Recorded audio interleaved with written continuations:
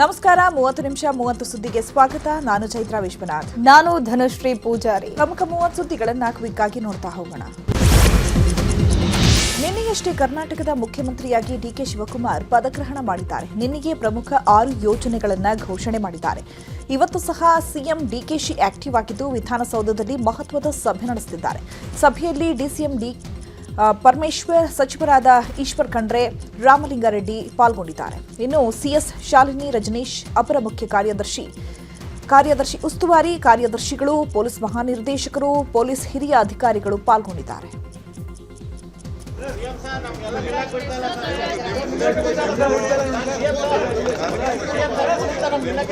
ಎಲ್ಲ ಅಭಿನಂದನೆಗಳು.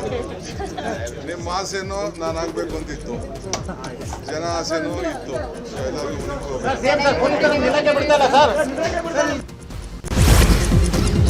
ಪ್ರಮಾಣ ವಚನ ಸ್ವೀಕಾರ ಬೆನ್ನಲ್ಲೇ ಇದೀಗ ನೂತನ ಸಚಿವರಿಗೆ ಖಾತೆ ಹಂಚಿಕೆಯ ಟೆನ್ಷನ್ ಶುರುವಾಗಿದೆ. ಇಂದೇ 13 ಸಚಿವರಿಗೆ ಖಾತೆ ಹಂಚಿಕೆ ಆಗಲಿದ್ದು ಪ್ರಬಲ ಖಾತೆಗಳನ್ನು ಪಡೆಯೋಕೆ ಭಾರೀ ಪೈಪೋಟಿ ನಡೆದಿದೆ. ಡಾಕ್ಟರ್ ಜಿ ಪರಮೇಶ್ವರ್ಗೆ ಕಂದಾಯ, ಪ್ರಿಯಾಂಕ್ ಖರ್ಗೆಗೆ ಗೃಹ ಖಾತೆ, ಈಶ್ವರ್ ಖಂಡ್ರೆಗೆ ಗ್ರಾಮೀಣಾಭಿವೃದ್ಧಿ ಪಂಚಾಯಿತಿ ರಾಜ್ ಹಾಗೂ ಸತೀಶ್ ಜಾರಕಿಹೊಳಿಗೆ ಲೋಕೋಪಯೋಗಿ ಖಾತೆ ನೀಡೋ ಸಾಧ್ಯತೆ ಇದೆ. ಇನ್ನು ಯುಟಿ ಖಾದರ್ಗೆ ಆರೋಗ್ಯ, ಕೆಜೆ ಜಾರ್ಜ್ಗೆ ಇಂಧನ ಹಾಗೂ ಎಂಬಿ ಪಾಟೀಲ್ಗೆ ಬೃಹತ್ ಮಧ್ಯಮ ಕೈಗಾರಿಕೆ ಖಾತೆ, ರಾಮಲಿಂಗಾರೆಡ್ಡಿಗೆ ಬೆಂಗಳೂರು ನಗರಾಭಿವೃದ್ಧಿ, ಕೃಷ್ಣ ಭೈರೇಗೌಡಗೆ ಜಲ ಸಂಪನ್ಮೂಲ ಖಾತೆ, ಭೈರತಿ ಸುರೇಶ್ಗೆ ಸಾರಿಗೆ, ಮುನಿಯಪ್ಪನವರಿಗೆ ಆಹಾರ ಇಲಾಖೆ, ಶರಣಪ್ರಕಾಶ್ ಪಾಟೀಲ್ಗೆ ವೈದ್ಯಕೀಯ ಶಿಕ್ಷಣ ಹಾಗೂ ಡಾಕ್ಟರ್ ಯತೀಂದ್ರಗೆ ನಗರಾಭಿವೃದ್ಧಿ ಮತ್ತು ಹಿಂದುಳಿದ ವರ್ಗಗಳ ಕಲ್ಯಾಣ ಇಲಾಖೆ ಸಿಗೋ ಸಾಧ್ಯತೆ ಇದೆ. ಇಂದು ಲೋಕಭವನಕ್ಕೆ ಲಿಸ್ಟ್ ಕಳಿಸಿದ್ದು ಇಂದೇ ಅಂತಿಮ ಆಗಲಿದೆ. ನೂತನ ಸಿಎಂ ಡಿಕೆ ಶಿವಕುಮಾರ್ ಸಂಪುಟದಲ್ಲಿ 13 ಸಚಿವರ ಸೇರ್ಪಡೆಯಾಗಿದೆ. ಇನ್ನುಳಿದ 20 ಸಚಿವ ಸ್ಥಾನಗಳಿಗೆ 50ಕ್ಕೂ ಹೆಚ್ಚು ಮಂದಿ ಆಕಾಂಕ್ಷಿಗಳು ಲಾಬಿ ನಡೆಸುತ್ತಿದ್ದಾರೆ. ಇದೀಗ 2ನೇ ಹಂತದ ಸಂಪುಟ ರಚನೆ ದೊಡ್ಡ ಸವಾಲಾಗಿದ್ದು, ಜಾತಿ, ಸಮುದಾಯ, ಪ್ರಾದೇಶಿಕ ಸಮತೋಲನ, ಪಕ್ಷ ನಿಷ್ಠೆ ಆಧಾರದ ಮೇಲೆ ಆದ್ಯತೆಯನ್ನು ನೀಡಲಾಗುತ್ತೆ. 2ನೇ ಹಂತದ ಸಂಪುಟ ರಚನೆಯ ಪಟ್ಟಿಯಲ್ಲಿ ವಿಜಯನಗರ ಶಾಸಕ M Krishnappa, Zameer Ahmed Khan, N A Harris, Tanveer Sait, Shivalingegowda, Lakshmi Hebbalkar, ನಯನ ಮೋಟಮ್ಮ, ಮಂಕಾಳ ವೈದ್ಯ ಸೇರಿದಂತೆ ಸಾಕಷ್ಟು ಶಾಸಕರು ರೇಸ್ನಲ್ಲಿದ್ದಾರೆ. ಖಾತೆ ಹಂಚಿಕೆ ಮಾಡುವುದು ಸಿಎಂ ವಿವೇಚನೆಗೆ ಬಿಟ್ಟಿದ್ದು. ಖರ್ಗೆ, ರಾಹುಲ್ ಗಾಂಧಿ, ಸಿದ್ದರಾಮಯ್ಯ, ಕೆಸಿ ವೇಣುಗೋಪಾಲ್ ಜೊತೆ ಚರ್ಚಿಸಿ ಸಿಎಂ ಡಿಕೆಶಿ ಇವತ್ತು ಖಾತೆ ಹಂಚಿಕೆ ಮಾಡ್ತಾರೆ ಅಂತ ಸಚಿವ ಎಂಬಿ ಪಾಟೀಲ್ ಹೇಳಿದ್ದಾರೆ. ಲಿಂಗಾಯತ ಸಮಾಜಕ್ಕೆ ಡಿಸಿಎಂ ಹುದ್ದೆ ನೀಡುವ ಬಗ್ಗೆ ಹೈಕಮಾಂಡ್ ತೀರ್ಮಾನ ಮಾಡಲಿದೆ ಅಂತ ಹೇಳಿದರು. ಇನ್ನು ಕೆಪಿಸಿಸಿ ಅಧ್ಯಕ್ಷರಾಗಿ ಬಿಕೆ ಹರಿಪ್ರಸಾದ್ ಅವರನ್ನ ಆಯ್ಕೆ ಮಾಡಿದ್ದು ಖುಷಿ ಇದೆ, ಅವರಿಗೆ ಸಾಕಷ್ಟು ಅನುಭವ ಇದೆ ಅಂತ ಹೇಳಿದ್ದಾರೆ. ಮಂತ್ರಿಗಳು ಕಾಂಗ್ರೆಸ್ ಪಕ್ಷದ ಅಧ್ಯಕ್ಷ ಅಂತ ಮಲ್ಲಿಕಾರ್ಜುನ್ ಖರ್ಗೆ ಅವ್ರ ಜೊತೆಗೆ ಎಲ್ಲರೂ ಕೂತ್ಕೊಂಡು ಇವತ್ತೊಂದು ಸಹ ಖಾತೆಗಳನ್ನ ನಿರ್ಧಾರ ಮಾಡ್ತಾರೆ. ಇದು ಮುಖ್ಯಮಂತ್ರಿಗಳ ವಿವೇಚನೆಗೆ ಬಿಟ್ಟಿದ್ದು. ಹೀಗಾಗಿ ಖಾತೆ ವಿಚಾರಗಳು ಎಲ್ಲವೂ ಕೂಡ ಅಫಿಷಿಯಲ್ ಆಗಿ ಯಾವಾಗ ಅನೌನ್ಸ್ ಆಗುತ್ತೆ ಆವಾಗ ಎಲ್ಲರಿಗೂ ಗೊತ್ತಾಗುತ್ತೆ. ನೋಡಿ, ಬಿ ಕೆ ಹರಿಪ್ರಸಾದ್ ಅವರು ಕೇಂದ್ರದಲ್ಲಿ AICCಯಲ್ಲಿ ಇವತ್ತು ಸಹ ಪ್ರಧಾನ ಕಾರ್ಯದರ್ಶಿಯಾಗಿ ಅನೇಕ ರಾಜ್ಯಗಳನ್ನು ಸೇವೆ ಮಾಡಿದಂಥವರು. ಅವರಿಗೆ ಸಾಕಷ್ಟು ಅನುಭವ ಇದೆ, ಸಾಮರ್ಥ್ಯ ಇದೆ. ಹೀಗಾಗಿ ಅವರು ಸಮರ್ಥವಾಗಿ ಇವತ್ತೊಂದು ಸಹ ಈ ನೂತನ ಸಿಎಂ ಡಿಕೆ ಶಿವಕುಮಾರ್ ಅವರನ್ನ ಸಚಿವ ಪ್ರಿಯಾಂಕ್ ಖರ್ಗೆ ಭೇಟಿಯಾಗಿ ವಿಶ್ ಮಾಡಿದ್ದಾರೆ. ಈ ವೇಳೆ ಮಾತನಾಡಿರುವಂತಹ ಪ್ರಿಯಾಂಕ್ ಖರ್ಗೆ ಅಧಿಕೃತವಾಗಿ ಯಾವುದೇ ಖಾತೆ ಹಂಚಿಕೆ ಆಗಿಲ್ಲ, ಏನೇ ಇದ್ರೂ ಸಂಜೆಯೊಳಗೆ ಖಾತೆ ಹಂಚಿಕೆ ಮಾಡ್ತೀನಿ ಅಂತ ಸಿಎಂ ಡಿಕೆ ಶಿವಕುಮಾರ್ ಹೇಳಿದ್ದಾರೆ ಅಂತಂದ್ರು. ಇನ್ನು ಯಾವುದೇ ಖಾತೆ ಕೊಟ್ಟರು ನಿಭಾಯಿಸ್ತೇನೆ ಅಂತ ಹೇಳಿದ್ದಾರೆ. ಗೃಹ ಖಾತೆ ನೀಡುವ ವಿಚಾರಕ್ಕೆ ಮಾತನಾಡಿ, ಗೃಹ ಮಂತ್ರಿ ಆದರೂ ಕೂಡ ಕಾನೂನು ಮತ್ತು ಸಂವಿಧಾನ ಬಿಟ್ಟು ಏನ್ ಮಾಡೋಕ್ಕಾಗಲ್ಲ ಅಂತಂದ್ರು. ಪ್ರಿಯಾಂಕ್ ಖರ್ಗೆಗೆ ಗೃಹ ಖಾತೆ ನೀಡಿದ್ರೆ ಅಶೋಕ್ ಮತ್ತು ವಿಜಯೇಂದ್ರ ಫೈಲ್ಗಳು ಹೊರಗೆ ಬರ್ತಾವೆ ಎಂಬ ಯತ್ನಾಳ್ ಹೇಳಿಕೆಗೆ ಮಾತನಾಡಿ, ಅದೆಲ್ಲ ಗೊತ್ತಿಲ್ಲ, ಯತ್ನಾಳ್ ಏನ್ ಹೇಳಿದ್ದಾರೆ ಅಂತ ಗೊತ್ತಿಲ್ಲ ಅಂತಂದ್ರು. ಅಧಿಕೃತವಾಗಿ ಯಾವುದೇ ಪೋರ್ಟ್ಫೋಲಿಯೋವನ್ನ ಹಂಚಿಕೆ ಆಗಿಲ್ಲ. ಏನಿದ್ರು ಕೂಡ ಇವತ್ತು ಸಾಯಂಕಾಲ ಒಳಗಡೆ ಮಾಡ್ತೀನಿ ಅಂತ ಮಾನ್ಯ ಮುಖ್ಯಮಂತ್ರಿಗಳು ಹೇಳಿದ್ದಾರೆ. ನೋಡೋಣ. ಜವಾಬ್ದಾರಿ ಯಾವುದೇ ಕೊಟ್ಟರು ಕೂಡ ಎಲ್ಲರೂ ನಿಭಾಯಿಸಬೇಕು. ಪಕ್ಷದಿರ್ಬೋದು, ಸರ್ಕಾರದಿರ್ಬೋದು. ಕರ್ನಾಟಕ ಜನರ ಸೇವೆ ಮಾಡಲಿಕ್ಕೆ ಯಾವ ಸ್ಥಾನಮಾನನೂ ಚಿಕ್ಕದು ಅಲ್ಲ, ದೊಡ್ಡದು ಅಲ್ಲ. ಗೃಹ ಮಂತ್ರಿ ಆದ್ರೂ ಕೂಡ ಕಾನೂನನ್ನು ಬಿಟ್ಟು ಯಾರು ಏನು ಮಾಡಲಿಕ್ಕಾಗಲ್ಲ. ಕಾನೂನು ಚೌಕಟ್ಟು, ಸಂವಿಧಾನ ಅದನ್ನು ಭೇದಿಸ್ಬಿಟ್ಟು ಯಾರು ಏನು ಮಾಡೋಕ್ಕಾಗಲ್ಲ. ಹಳೆ ಫೈಲ್ಗಳೆಲ್ಲ ಹೊರಗೆ ಬರ್ತಾವೆ, ಹುಷಾರು ಅಂತ. ಫೈಲ್ಗಳು ಇದೇನಾ ಇಲ್ಲ ನನಗೆ ಗೊತ್ತಿಲ್ಲಪ್ಪ, ಯತ್ನಾಳ್ ಅವ್ರಿಗೆ ಕೇಳಿ. ಅಧಿಕೃತವಾಗಿ ಕರ್ನಾಟಕದ ಸಿಎಂ ಡಿಕೆ ಶಿವಕುಮಾರ್ಗೆ ರಾಜ್ಯಾದ್ಯಂತ ಶುಭಾಶಯಗಳ ಮಹಾಪೂರವೇ ಹರಿದು ಬರ್ತಾ ಇದೆ. ಇವತ್ತು ಡಿಕೆಶಿ ಮನೆಗೆ ಭೇಟಿ ನೀಡಿದ ಆಪ್ತರು ವಿಶ್ ಮಾಡಿದ್ದಾರೆ. ಮಾಜಿ ಸಚಿವ ಸಂತೋಷ್ ಲಾಡ್, ಸಚಿವ ಶರಣ್ ಪ್ರಕಾಶ್ ಪಾಟೀಲ್ ಸೇರಿದಂತೆ ಹಲವು ನಾಯಕರು ವಿಶ್ ಮಾಡಿದ್ದಾರೆ. ಇನ್ನು ತುಮಕೂರು ಸಿದ್ಧಗಂಗಾ ಶ್ರೀಗಳು ಸಹ ಸಿಎಂ ಮನೆಗೆ ಭೇಟಿ ನೀಡಿ ಡಿಕೆಶಿಗೆ ಆಶೀರ್ವಾದ ಮಾಡಿದರು. ಡಿಸಿಎಂ ಪರಮೇಶ್ವರ್ ಮನೆಗೂ ಆಪ್ತರು ಹಾಗೂ ಸ್ವಾಮೀಜಿಗಳು ಭೇಟಿ ಮಾಡಿ ವಿಶ್ ಮಾಡಿದ್ದಾರೆ. ತುರುವೇಕೆರೆ ಜೆಡಿಎಸ್ ಶಾಸಕ ಎಂಟಿ ಕೃಷ್ಣಪ್ಪ, ಮಾಜಿ ಸಚಿವ ಸಂತೋಷ್ ಲಾಡ್, ಪರಿಷತ್ ಸದಸ್ಯ ರಾಜೇಂದ್ರ ರಾಜಣ್ಣ, ಸಿದ್ಧಾರ್ಥ್ ಸಮೂಹ ಸಂಸ್ಥೆಗಳ ಅಧಿಕಾರಿ ವರ್ಗದವರು ಪರಮೇಶ್ವರ್ ಅವರನ್ನ ಭೇಟಿ ಮಾಡಿ ವಿಶ್ ಮಾಡಿದ್ದಾರೆ. ಹಾಗೆ ತುಮಕೂರಿನ ಸಿದ್ಧಗಂಗಾ ಶ್ರೀಗಳು ಪರಮೇಶ್ವರ್ ಮನೆಗೆ ಭೇಟಿ ನೀಡಿ ಆಶೀರ್ವದಿಸಿದ್ದಾರೆ. ಇಲ್ಲ, ತುಂಬ ಸಂತೋಷ.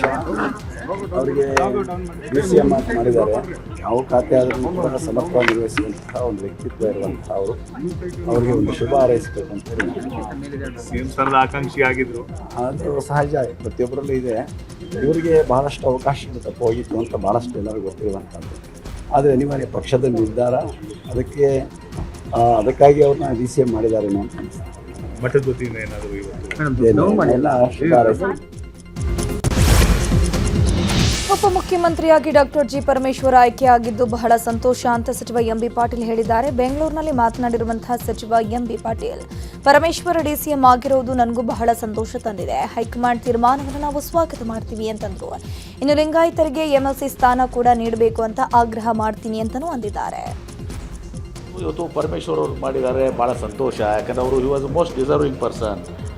ಭಾಳ 6-8 ವರ್ಷ ಅವರು ತುರುಸ KPCC ಅಧ್ಯಕ್ಷರಾಗಿ ಅವರು ಕೂಡ ಮುಖ್ಯಮಂತ್ರಿಗಳಾಗುವಂಥದ್ದು ಅರ್ಹತೆಯನ್ನು ಪಡ್ಕೊಂಡಂಥವ್ರು.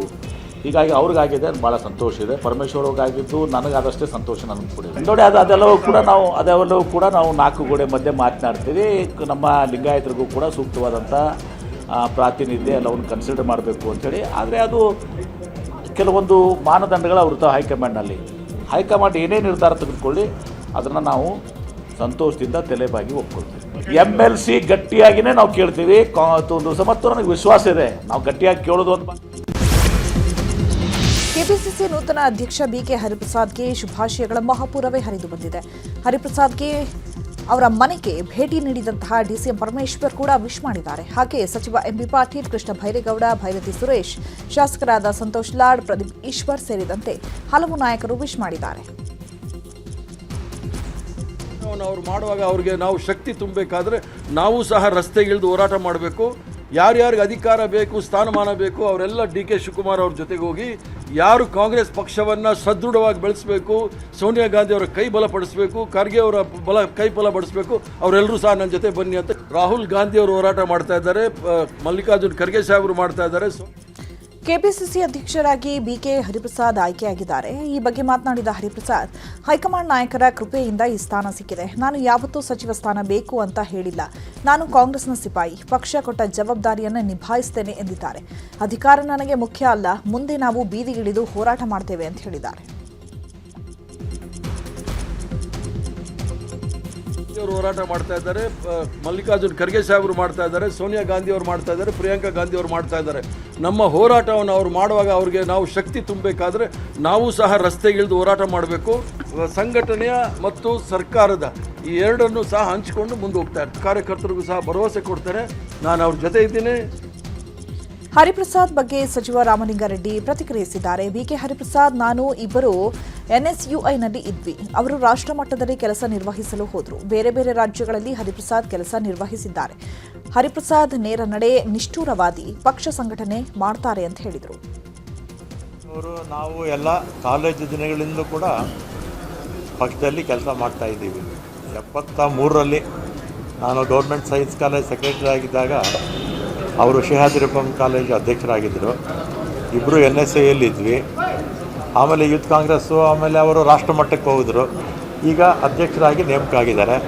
ಅವರು ನೇರ ನಡೆ ಮತ್ತು ನಿಷ್ಠುರವಾದಿ, ಪಕ್ಷದ ಸಂಘಟನೆಗೆ ಹೆಚ್ಚು ಒತ್ತು ಮೊದಲಿಂದಲೂ ಕೊಟ್ಕೊಂಡ್ಬರ್ತಾ ಇದ್ದಾರೆ, ಈಗಲೂ ಕೊಡ್ತಾರೆ, ಮುಂದಕ್ಕೂ ಕೊಡ್ತಾರೆ. ಅವರ ನಾಯಕತ್ವದಲ್ಲಿ ಪಕ್ಷ ಬಲವಾಗಿ ಬೆಳೀಬೇಕು. ನಾನು ಮಂತ್ರಿ ಆಗದಿದ್ರೆ ಕೆಪಿಸಿಸಿ ಅಧ್ಯಕ್ಷ ಆಗ್ತಾ ಇದ್ದೆ. ಸಿಎಂ ಆಗಲು ಕೆಪಿಸಿಸಿ ಅಧ್ಯಕ್ಷರೇ ಆಗಬೇಕಿಲ್ಲ ಅಂತ ಬೆಂಗಳೂರಿನಲ್ಲಿ ಸಚಿವ ಸತೀಶ್ ಜಾರಕಿಹೊಳಿ ಹೇಳಿಕೆ ಕೊಟ್ಟಿದ್ದಾರೆ. ನನಗೆ ಅಧ್ಯಕ್ಷ ಸ್ಥಾನ ಕೈತಪ್ಪಿದ್ದು ಒನ್ ಮ್ಯಾನ್ ಒನ್ ಪೋಸ್ಟ್ನಿಂದ.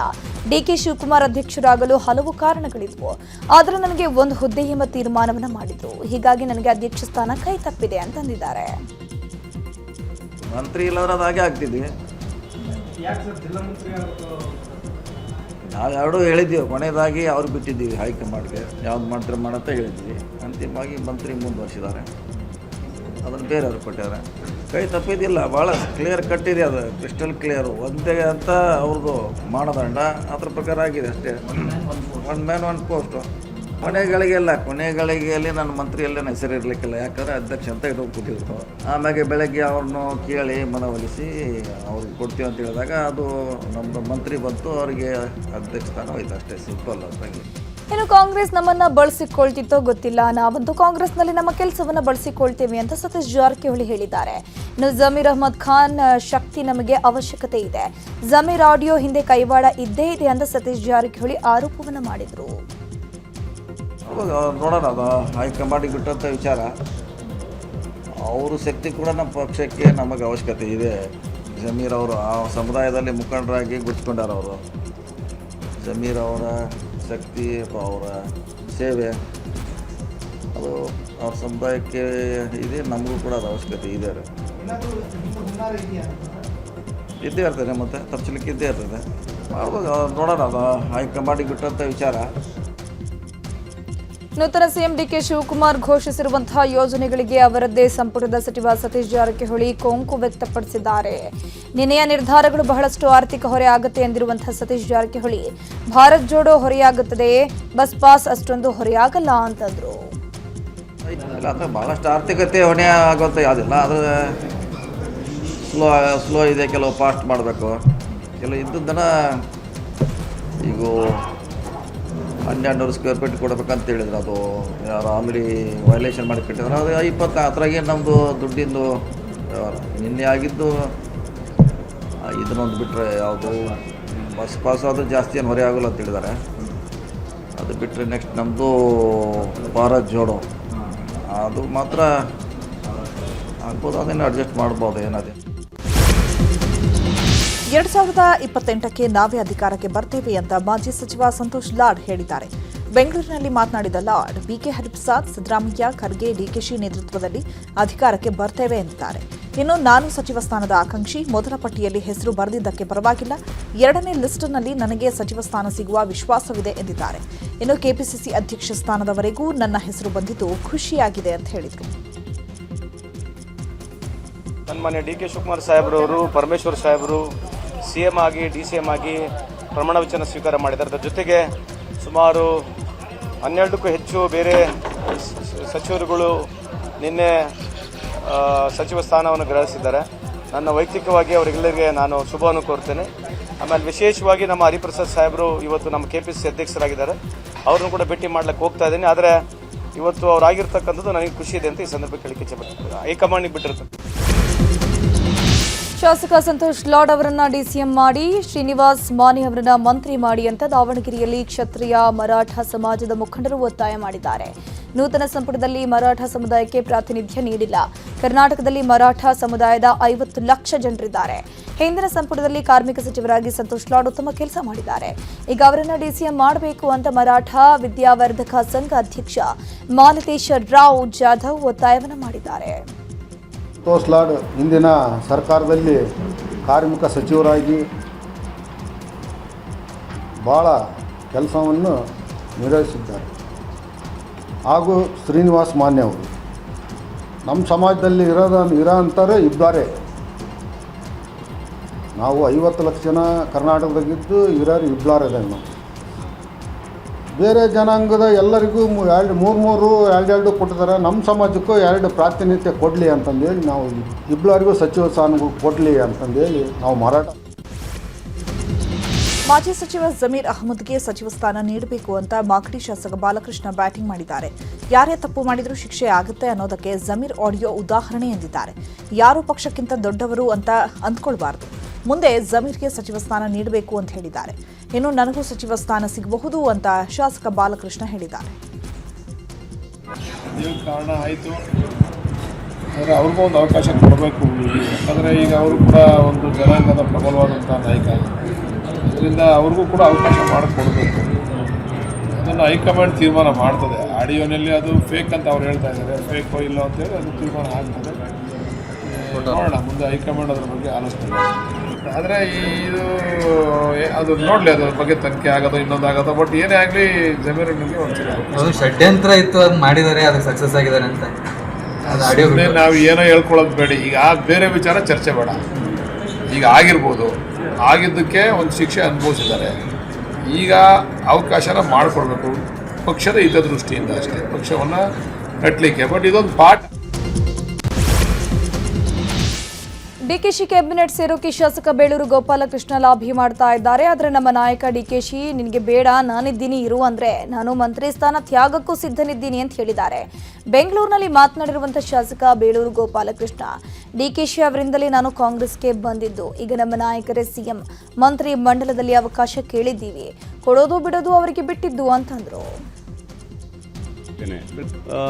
ಎರಡನೇ ಲಿಸ್ಟಲ್ಲಿ ಬರುತ್ತೋ ಬಿಡೋದು ನಮ್ಮ ನಾಯಕರು ಬಿಟ್ಟಿರೋದು.